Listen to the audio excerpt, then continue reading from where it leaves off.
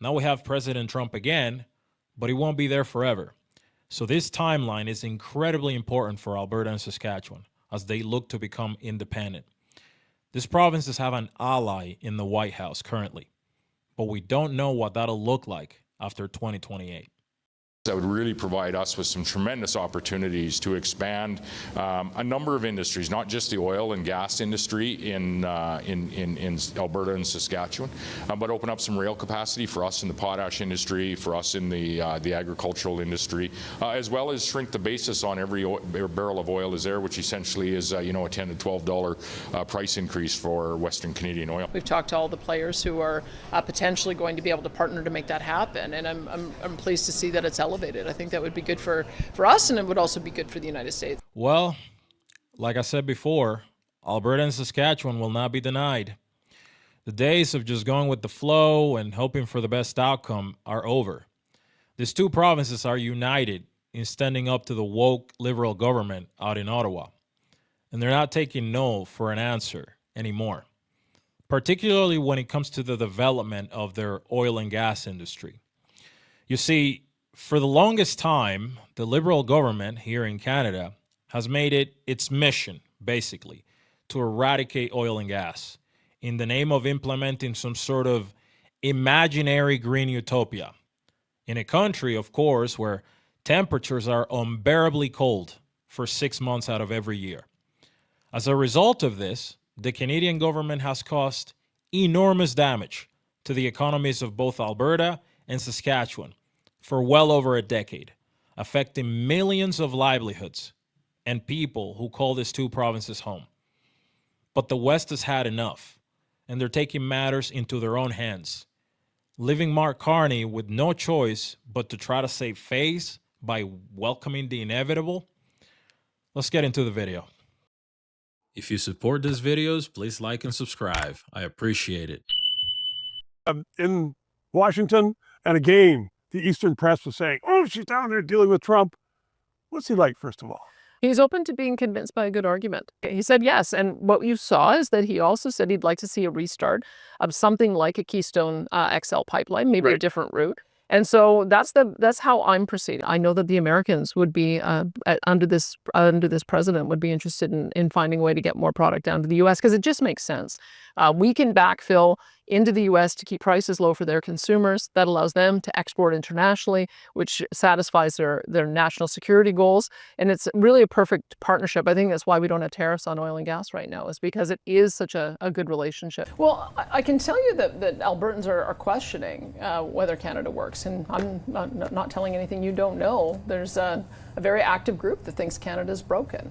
And so I suppose I could just go down to the United States and start working with American counterparts to see if we can build more pipelines. They've expressed an interest in restarting the Keystone XL. You see, Danielle Smith is basically letting the government of Canada know that she will not put up with the status quo.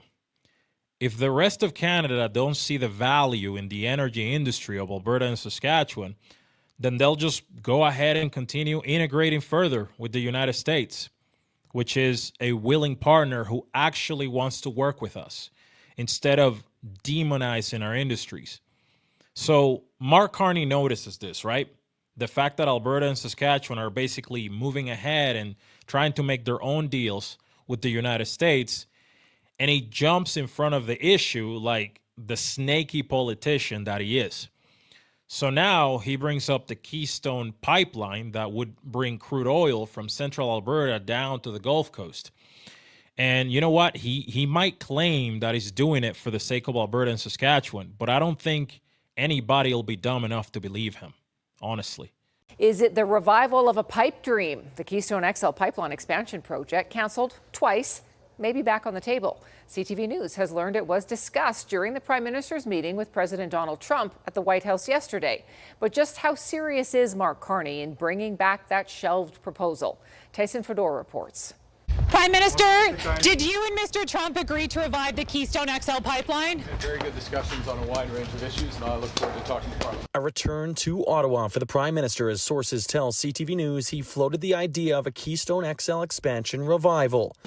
We should build more pipelines. Any pipeline's a good pipeline. We just need more delivery. TC Energy's controversial project dates back to 2008 and was to carry crude from Hardisty, Alberta to Nebraska, but it was rejected by U.S. President Barack Obama, then revived in Donald Trump's first term and canceled again in 2021 under the Joe Biden administration. But Trump revoked that order this year. The project would link energy between the two countries and could serve as a relief measure for steel and aluminum tariffs. Certainly, it could be another one of the levers that increases North American energy security, and so it certainly warrants exploring. It comes as Alberta and BC squabble over a new pipeline to the BC North Coast, with Premier David Eby opposed and Premier Danielle Smith seeking routes within Canada to export Alberta energy. A former TC Energy executive who worked on the initial Keystone proposal says this could benefit Canada's energy sector if Mark Carney is serious. If Mark Carney sends the right signals, there will be a proponent.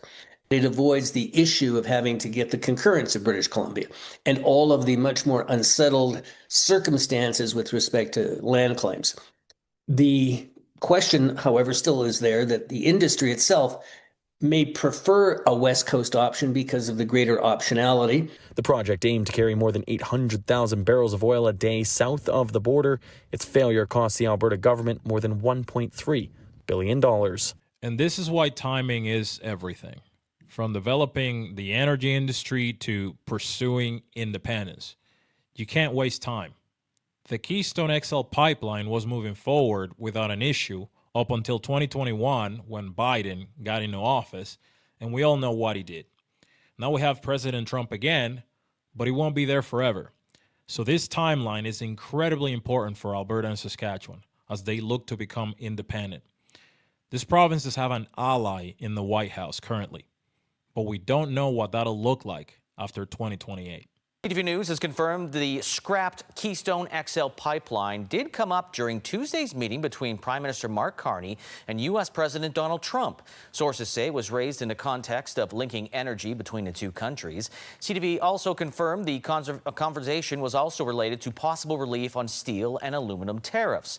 Now, in the original proposal for the expansion, the new pipeline would have a section crossing from Alberta through southwestern Saskatchewan into Montana.